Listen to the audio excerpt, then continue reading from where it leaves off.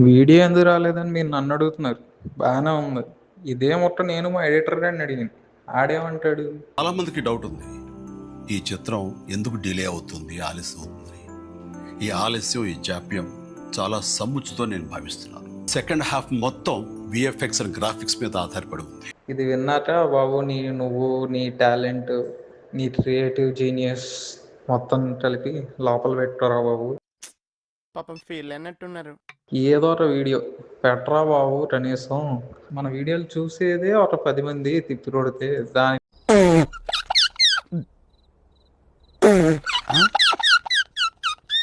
వాడు క్రియేటివిటీ వాడడంలో తప్పులేదు. తీస్తా, నాలో ఉన్న క్రియేటివిటీ మొత్తం బయటికి తీస్తా.